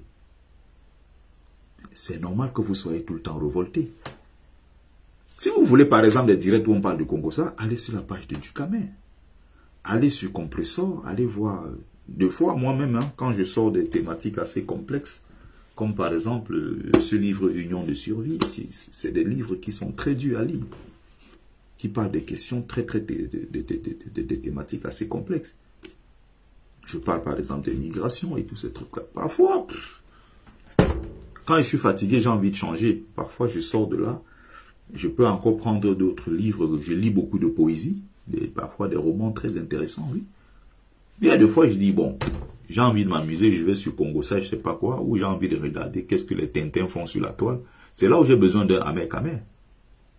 C'est là où je vois, bon, ce que Dukamer souvent fait. Bon, il y a des Tintins sur la toile, souvent je regarde tout ce qu'ils font, je dis, bon, je regarde ça, après je passe à autre chose. Mais ne vous attendez pas à venir sur ma page voir ce que vous voulez voir. Je ne suis pas la bonne personne. Vous allez venir toujours que je suis toujours nerveux. Je vais toujours aborder les questions qui fâchent. Je vais toujours parler de ce qui est... Parce que c'est mon parcours. C'est mon histoire. C'est ma vie. C'est ma trajectoire. C'est l'ensemble de tout ça qui fait Bertil Le Kamit que je suis. C'est ma formation initiatique. C'est ma formation académique. C'est ma formation idéologique. Donc moulée ici dans le panafricanisme révolutionnaire. C'est les gens que je côtoie au quotidien. C'est mon environnement. C'est l'ensemble de tout ça. C'est mon parcours en tant que Bozaïeux. C'est mes échanges quotidiens avec des intellectuels. C'est des échanges, par exemple, avec des témoins oculaires. C'est un ensemble de choses. Donc, tu ne peux pas te lever, tu penses, tu vas venir sur ma page, tu n'es même pas prêt, tu n'es pas préparé, tu n'as rien, tu n'as pas de formation, tu n'as pas de background, tu viens comme ça, tu parles. Il faut voir les thématiques que j'aborde. Ce n'est pas donné. C'est parce que je suis sicantique, parfois, bon, je fais des choses. Ce que je fais là, c'est de la générosité. Je le fais pour mon peuple. Ailleurs, ce que je dis, je rappelle ceci, et ce n'est pas pour me vanter. Salut mon frère Sankara. Je dis bien, ce n'est pas pour me vanter. Ailleurs, ce que je fais là, on paye pour s'asseoir et écouter. Mais je vous le donne gratuitement. Et c'est justement parce que je donne cela gratuitement que beaucoup ne prennent pas ça au sérieux. Je pense que si je faisais des lives ici en disant pour participer à mon live, on paye 1 ou 2 euros par direct. Quand je parle des questions de politique, historique, des questions culturelles, questions religieuses, quand je parle de tout ça, je pense que si j'avais conditionné, les gens peut-être auraient beaucoup plus pris au sérieux mes contenus. Quand on m'invite dans telle association, on vient parler de ton parcours de migrant, j'ai un cachet. Je viens en tant que conférencier pour parler de telle ou telle chose à telle association. Parfois, je fais des trucs, des vidéos, des vidéos, ça peut être des vidéos, je m'adresse à une école. Il y a des écoles françaises, par exemple, qui me sollicitent. On a besoin, par exemple, de quelqu'un qui parle de son histoire, de son parcours. Je vais dans une école en France pour parler de ça, je suis payé pour ce que je fais. Mais quand je viens m'asseoir sur Facebook, je donne tout un tas d'enseignements gratuitement. Je donne gratuitement parce que j'ai aussi reçu gratuitement. Je transmets le savoir. Je contribue à l'élévation de ma communauté. Pour moi, c'est important que quelqu'un vienne suivre mes lives, que je sente qu'au bout de 1 an, 2, 3 ans que cette personne-ci me suit, il y a quelque chose qui a changé dans sa façon de voir les choses. Et c'est comme ça que j'impacte. C'est comme ça que je fais circuler mes connaissances. C'est comme ça que mon savoir, je le distille. Je suis content de ça quand je m'assois. Après, je dis, j'ai contribué. Je suis content de ce que j'ai apporté. Pour moi, c'est plus important que ça soit ingurgiter 10 bouteilles de bière. Ça ne m'intéresse pas. Je ne bois pas, je ne fume pas, je ne mange pas le piment. Donc, quand je parle à quelqu'un, je suis lucide, je suis clair sur ce que je suis en train de dire. Alors, il n'y a pas une chance que je vienne te dire après que non, c'est parce que j'avais trop bu le jour-là que je t'ai dit. Donc, quand je te parle, je suis sincère, je suis sérieux dans ce que je suis en train de dire. Je ne bois pas, je ne fume pas, même le piment, je mange à peine. Donc, je suis sérieux, je suis sincère quand je parle. Je suis lucide. Il y en a qui viennent là, ils profitent parce qu'il a bu une bière et tout ça. Ils commencent à raconter des conneries. Après, ils disent oui, c'est parce que j'avais bu. Il n'y a absolument aucune chance que je te dise que c'est parce que j'avais bu. Nous sommes dans une situation, mais très compliquée. Pourquoi voulez-vous que les gens viennent s'asseoir pour parler des choses aussi légères dans un monde qui est en permanence en proie à la violence? Au Cameroun où on a banalisé la violence. On tue les gens, ça ne dit plus rien à personne au Cameroun. Ça ne dit rien à personne. On prend une femme. Nous venons tous d'une femme. On tue, on coupe la tête, on dépose le corps, on tire des balles dans son vagin. Mais, mon Dieu, mais c'est un acte qui est... J'ai envie de me déchirer quand je vois une telle chose. Au Cameroun, il y a des gens qui rigolent, c'est normal. Ils s'en foutent. C'est-à-dire que les gens ne mesurent même pas. C'est-à-dire que le degré de bêtise dans ce pays. On a imbécilisé les Camerounais. On a abruti ce peuple-là. On a rendu ce peuple-là insensible. Une telle chose n'était pas possible. Les parties intimes d'une femme, c'est sacré chez nous. Quand on voyait ne serait une telle chose, je suis né, j'ai dit bien, j'ai eu la chance de recevoir un héritage. Je suis né dans cet environnement-là où on a vu des parents. Hein? On a été éduqués par des parents qui avaient des valeurs. Quand on voyait une femme, premier des choses, premier réflexe, on voit une femme en détresse. Ou peut-être qui se déshabille, ou une femme peut-être qui a perdu la tête, ou peut-être... Premier réflexe de toutes les femmes qui sont là, c'est de prendre d'abord un pagne pour couvrir ses parties intimes.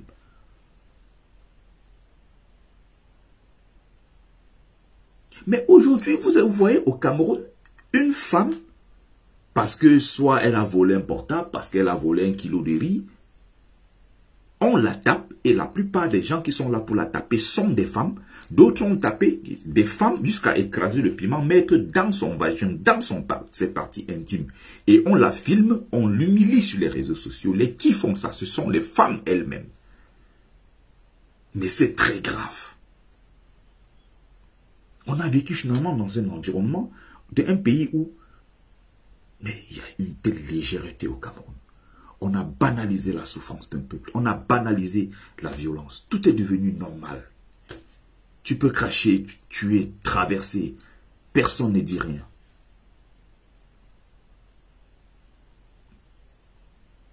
Nous nous battons pour retrouver ces valeurs. Nous nous battons pour retrouver le Cameroun qu'on a perdu. Parce que ce Cameroun des valeurs-là, on l'a perdu. Pourquoi veux-tu venir sur ma page et voir que je suis en train de parler de... Fleur de Lille a fait ci, Compressor a fait ça, jusqu'à... On rigole des choses comme ça. Ça ne m'intéresse pas. Il y a des nouveaux noms, maintenant c'est plus ces diamants rouges, ces diamants bleus. Ils ont des noms comme ça, bizarres. Mais c'est leur chose, c'est leur monde. Si moi-même, des fois, j'ai envie de m'amuser, je regarde souvent des conneries. Oh, tel a fait un Congo, ça, Charlotte Dipanda a fait ci. Mais quand je sors des sujets sérieux, des thématiques aussi lourdes, j'ai parfois besoin des trucs un peu plus légers pour passer à autre chose. Mais un peuple ne peut pas vivre de légèreté tous les jours. Un peuple ne peut pas faire de buzz tous les jours sur des conneries. Un peuple tous les jours ne peut pas vivre ce que je vois au Cameroun. Ce n'est pas possible.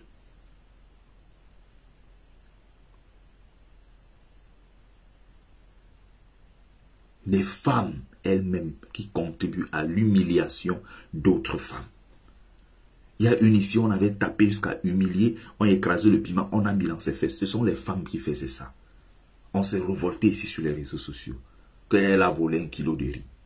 On a cotisé, on a ouvert un comptoir à cette femme-là. On a dit, tu as des enfants.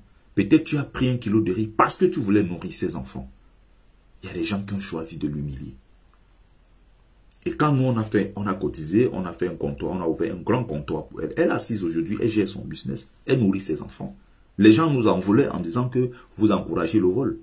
Mais ces mêmes gens-là, devant eux, les ministres qui ont détourné des milliards et des milliards passent devant eux. Ils forcent même l'amitié pour être proches du ministre. Ils sont même prêts à courir pour prendre une photo avec le ministre. Le grand bandit, le criminel, c'est le ministre. Ce n'est pas une dame qui vole un morceau de pain sur un marché. Peut-être parce qu'elle a faim. Ou peut-être parce qu'elle vole comme ça pour aller nourrir ses enfants. Mais quel est ce Cameroun où on a perdu? C'est l'ensemble de tout ça. Je suis d'une certaine génération. J'ai eu la chance de recevoir des vraies valeurs, un héritage, et c'est ce que je veux transmettre. Donc tu peux comprendre qu'un jeune Camerounais qui est porté par la bêtise, qui est intéressé par ce genre de conneries, j'ai même pas envie de faire partie des mêmes cercles que ceux-là. Donc il faut comprendre les enjeux. Quand on a été formé, on a été éduqué, quand on connaît son histoire, on n'est plus la même personne. Il y a 10 ans seulement en arrière, c'est un truc que je pouvais prendre ça légèrement, mais plus j'étudie, plus je vais au fond. Non, non, non, je ne vois plus les choses de la même façon. Et donc toi, quand tu viens dans moi, il faut chercher à comprendre pourquoi, mon parcours, les milieux que je fréquente. L'ensemble de tout ça, ça fait de moi l'homme que je suis. Et tu ne dois pas te plaindre. Bertie, il est trop dur dans ses propos. Bertie, il est nerveux. Il ne rit pas. Il est ceci. Mais les thématiques que j'apporte sont des sujets graves. Dis-moi comment tu vas rire quand tu parles du viol, par exemple. Dis-moi comment tu peux rire quand on parle de la guerre dans le Nozo qui divise notre peuple. Dis-moi comment tu peux rire quand tu es un président au pouvoir, ça fait 42 ans. Et tu as des gens autour de lui qui ont 60 ans, 70 ans, qui ne pensent pas eux-mêmes qu'ils peuvent être présidents. Non, ils te disent que non, c'est normal que Paul Biya soit encore candidat en 2025. Il y a par exemple le fait que je sois en exil aussi. Quand on te retire ton passeport depuis 2 ans, quand tu perds ta mère, tu ne peux pas aller l'enterrer. Quand tu mènes une lutte contre le gouvernement, c'est le président le plus vieux au monde. Le pouvoir actuellement, il y a 42 ans d'enracinement. Quand tu as des valeurs comme ça, morales, qui se perdent, quand tu vis dans un environnement où les gens sont agressifs, même au niveau de la parole, les Camerounais sont agressifs, même dans leur langage, leur façon de parler, ils sont agressifs. Tu fais ta chose, tu passes ta route. Le Camerounais cherche le moyen toujours à t'attaquer. Le moyen toujours de te déstabiliser. Et quand tu réponds, c'est toujours toi, c'est toi le problème. Par exemple, je vais à la rencontre des Camerounais, je vois des gens de la quarantaine, de la cinquantaine dépassés. Mais quand je vois souvent leur raisonnement, je dis, mais attends, c'est quelqu'un qui a 50 ans. Qu'est-ce qu'il transmet comme éducation, comme valeur, je vais dire, à ses enfants? Mais c'est très grave. Je me suis pris la tête avec notre monsieur la dernière fois. Je faisais la promotion de mes livres, de mon livre dans des restaurants, des coins où je rencontre des Camerounais. Tu arrives, tu es en train de faire la promotion de ton livre. Tu n'as cherché des problèmes à personne. Tu n'as rien demandé à personne. Si tu achètes, je vends. Tu n'achètes pas, moi, je m'en vais. Je ne suis pas là pour te... Il y a quelqu'un qui prend après, il regarde. Il dit, oui, mais tu veux vendre tes livres, pourquoi tu parles de Camto? C'est mon droit, je parle de Camto. Tu ne veux pas acheter, tu dégages. Après, je parle des inscriptions sur les listes électorales. Il me dit que, hein, toi-même qui parles là, tu parles en tant que qui tu es inscrit. J'ai dit, mais attends, monsieur, restez poli. Il dit, ah, dis donc, fiche-moi le camp. J'ai dit, ah, ok, bah toi aussi, dégage, casse-toi, fiche le camp. Je dépose donc mes trucs. J'ai dit, si tu veux l'affrontement, même là, avec les mains, je t'arrange tout de suite. Tout le monde va se retourner. On va dire, oui, mais attends. Ah. Ils ne vont pas voir que le monsieur est le premier à m'attaquer. Ils vont voir quand moi j'ai réagi. Oui, mais Bertie, tu devrais comprendre que c'est un monsieur, mais c'est un connard, c'est un idiot. Il faut comprendre que les idiots aussi vieillissent. Oui, il a la cinquantaine dépassée, qu'est-ce que j'en ai à foutre? Ou peut-être quand il parle comme ça, il croit que je vais me taire. Je suis un père de famille, moi. J'ai 37 ans. Je ne suis plus un gamin. J'ai une quinzaine, voire une vingtaine de personnes. Je suis à la tête d'une grande famille. Tu ne peux pas te permettre de parler comme si tu parlais à un petit gamin. Parce qu'il y a souvent des gens, parfois même, ils disent que oui, voici le petit gars, oui, voici le gars là. Je ne suis pas un gamin. J'ai 37 ans, monsieur. Je gère une grande famille. J'ai 2 enfants. Je suis un responsable. C'est pas possible.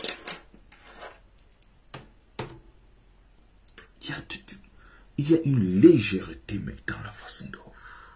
Je me prenais encore la tête au téléphone hier avec quelqu'un de ma famille. Qui me dit, mais c'est comment là-bas? Tu es où? Tu es au travail? C'est un truc qui peut me tuer. J'ai horreur de ça. Les oreilles, j'ai l'impression que mon tympan va se percer. J'ai dit, je ne suis pas au travail. Je suis au travail. On dit travail. On ne dit pas travail. Pourquoi tu parles comme ça? Je m'énerve au téléphone. Et oui, parce que vous êtes en France là-bas, nous ici on mange de l'huile rouge, c'est la gorge qui a fait la prononciation à sauter. J'ai dit, mais je suis né, j'ai grandi avec toi, tu ne parlais pas. Pourquoi il y a une telle légèreté comme ça au Cameroun? Pourquoi les gens parlent n'importe comment? Même au niveau des prononciations, les gens prononcent n'importe comment. Ils parlent n'importe comment. Il y a une telle négligence ici. Ce n'est pas millions, ce n'est pas 12 millions, ce n'est pas 15 millions, c'est 12 millions. Bon sang. Quelqu'un appelle au téléphone et dit, tu as fini le travail. Ce n'est pas parce qu'il a un problème orthophonique, hein, mais c'est parce qu'il vit dans un environnement où tout est négligé. Rien n'est pris au sérieux. Quand tu lui dis, mais ce n'est pas le travail, quand tu dis le travail, j'ai mal aux oreilles. Il dit, oui, parce que vous êtes en France maintenant. Mais ce n'est pas ça du tout. Tu savais bien dire le travail, T-R-A, le travail. Pourquoi tu dis le travail? L'enfant qui est à côté de toi grandit, pensant qu'on dit le travail alors qu'on dit le travail. Lui-même écrit travail, il lit travail. Pas parce qu'il y a des gens, je dis bien, qui ont des problèmes orthophoniques. Ceux-là, c'est un cas à part. C'est des choses qui se règlent déjà dès l'enfance. En France, ici, il y a un problème. Ah, il faut voir l'orthophoniste. Il faut apprendre à faire ci, à mieux prononcer. Tu as des gens qui ont la chance d'avoir grandi sans toutefois connaître ce genre de... Mais une fois on a grandi parce qu'on est dans un environnement avec les bains Amsterdam le matin, où on est allé avec des étudiants ou avec des gens qui parlent n'importe comment, et on commence aussi à parler n'importe comment. Quand tu me dis l'ocre, je dis l'ocre, ça me fait mal aux oreilles, c'est l'autre. Ce n'est pas l'ocre. La fille, si elle est trop belle, mais ce n'est pas trop belle, trop. Mon Dieu, c'est des trucs, ça me fatigue. Peut-être il y a des gens qui ne vont pas comprendre pourquoi je m'en prends aux gens, ou peut-être les choses comme ça m'énervent. Pour certains, c'est un détail. Pour moi, c'est très important. La façon de parler, la façon d'écrire. J'insiste sur certaines choses. La façon de s'exprimer. Pour moi, il y a tellement de choses, ça compte. Parfois, ça peut sembler léger pour certains, mais moi, j'ai ma sensibilité aussi. Donc, comprenez que non, on ne peut pas aborder les choses de la même façon. Pourquoi il y a des gens qui pensent qu'ils vont venir sur ma page, voir ce qui les arrange? Non, je ne suis pas la bonne personne. Allez ailleurs. Ma page, c'est dur. Je parle comme ça. C'est politique, religion. Je ne suis pas là pour vous dire ce qui va vous plaire. Je suis là pour choquer. Mon approche, c'est sensibiliser, éduquer à travers le choc. Il y a plusieurs approches. Il y a d'autres qui ont la méthode douce. Il y a d'autres qui passent par mille et une manières. Mais moi, je sais que je choque. J'aime ça, je choque. Et ça fonctionne très bien. Parce que j'ai des retours très positifs. Parfois, quelqu'un peut faire... Oui, au fond, il a compris ce que je veux dire. Quand je dis les bamileke en tomate sans caleçon, les bamileke sans colonne vertébrale, les bamileke de seconde main, les tumas et tout, quand je sors des trucs comme ça, je sais que je provoque. Je suis un polémiste. J'attaque, je fais des trucs, c'est fait exprès. C'est mon approche. Je transmets. Ce n'est pas quelque chose de méchant. C'est même d'ailleurs très bienveillant. Je suis quelqu'un de très bienveillant. Il y a des gens qui ne me connaissent pas, qui jugent sur les réseaux sociaux. Ils ne m'ont jamais vu. Ils ne savent pas qui je suis. Ils savent.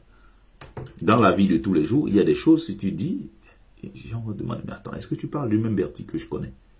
Peut-être c'est le Bertie des réseaux sociaux, dans la vie de tous les jours, est-ce que tu le connais? Mais en même temps, je me dis, bon, les gens ne me connaissent que sur les réseaux sociaux. Donc, ils me jugent par rapport à ce que je dis ou je tiens comme discours sur les réseaux sociaux. C'est normal aussi. Mais dans la vie de tous les jours, tu ne sais pas qui je suis. Donc, contente-toi de ce que j'arrive à donner. Mais maintenant, les gens qui savent qui je suis, il y a des choses, pour eux, c'est inconcevable. Parce qu'ils me connaissent dans la vraie vie. Si on dit à certains que je rigole tout le temps, ils ne vont pas croire. Je m'éclate comme pas possible. Je plaisante, je rigole sur tout un tas de trucs. Le dimanche, quand je vais jouer au foot avec des potes, ça rigole. On fait des blagues, on passe des bons moments. On s'amuse. Mais quand je viens sur les réseaux sociaux, si je viens parler d'un sujet léger du football, le Brésil a marqué, Eto'o en torbol, Eto'o en bébol, il a marqué, Eto'o a fait ci. Bon, il y a des trucs, tout ça. On vient dire que Kylian Mbappé ce soir, il a fait du show et tout. Ça reste des sujets, c'est périphérique. Mais j'aborde très peu de sujets comme ça sur ma page. Donc il faut comprendre que quand tu viens sur ma page, que tu me vois toujours avec le visage sérieux, parlant des choses du quotidien, de la politique, des sujets par exemple. Il y a par exemple... sujet par exemple concernant les pasteurs.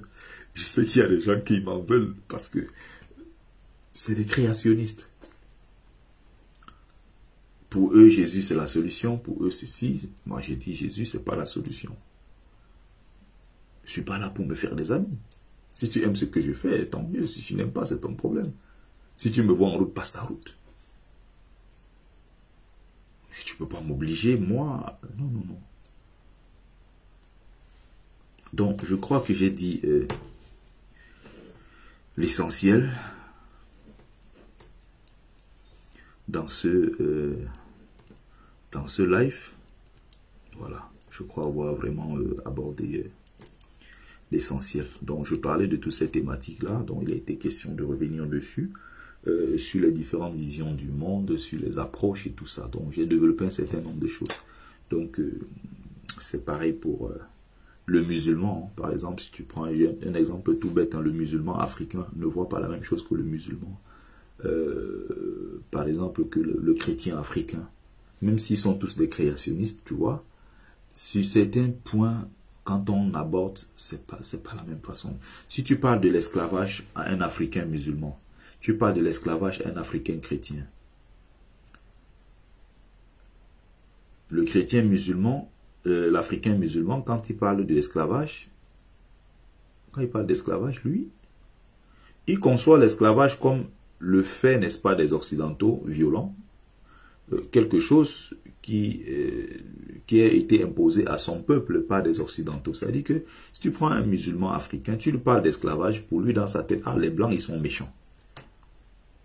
Pour lui, c'est normal. Pour le même problème. Hein.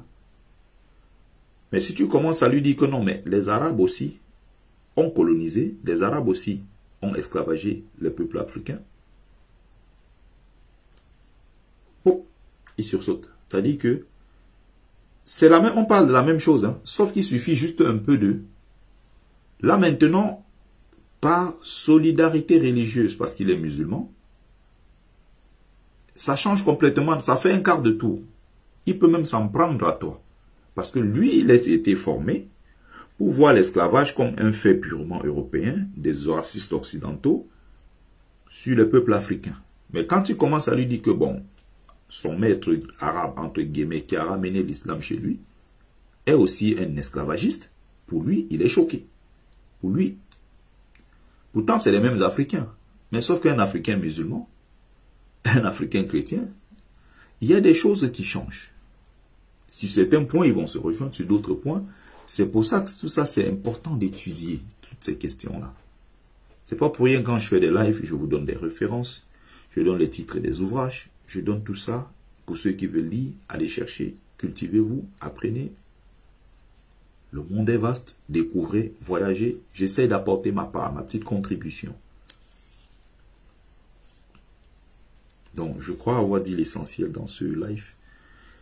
Merci à ceux qui ont pris le temps de regarder le live. J'espère que vous avez aimé, que vous avez partagé. C'était Bertie Lokamite, l'imperturbable négro-thérapeute, défenseur des causes justes qui avance malgré les vents contraires. En espérant que ça vous a plu. Vie, force, santé à vous. Pluie de bénédictions ancestrales. C'était Mumbeso Mbungon, notable et porteur et propagateur du savoir ancestral. Bonne soirée et à très bientôt.